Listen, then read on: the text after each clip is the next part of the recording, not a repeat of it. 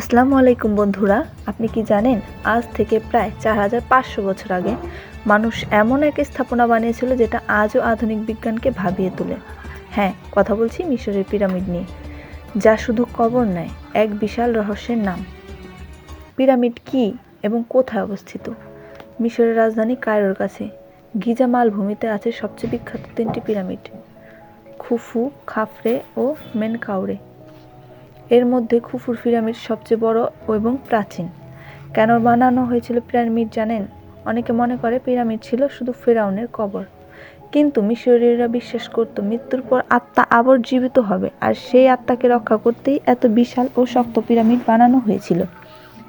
কিভাবে বানানো হয়েছিল পিরামিড? এটাই সবচেয়ে বড় প্রশ্ন।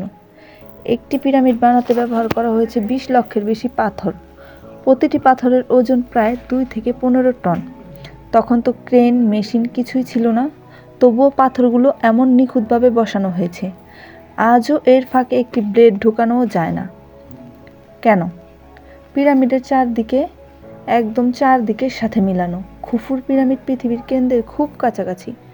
পিরামিডের ভেতরে কোনো লেখা নেই। কিছু গবেষক মনে করেন পিরামিড শক্তি উৎপাদনের যন্ত্র হতে পারে। তাহলে প্রশ্ন আসে, এত জ্ঞান তারা পেল কোথা থেকে? এলিয়েন থিওরি নাকি প্রাচীন বিজ্ঞান? অনেকে বলেন এটা নাকি ভিনগ্রহের সাহায্যে বানানো, আবার বিজ্ঞানীরা বলেন এটা মানুষের অসাধারণ গণিত, জ্যোতির্বিদ্যা ও পরিশ্রমের ফল।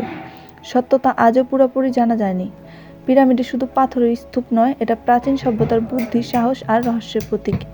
আপনি কি মনে করেন, এটা কি মানুষের তৈরি নাকি এর পেছনে আছে আরও বড় কোনো রহস্য? কমেন্টে আপনার মতামত জানান। ভিডিওটি ভালো লাগলে লাইক, সাবস্ক্রাইব করতে ভুলবেন না। ধন্যবাদ।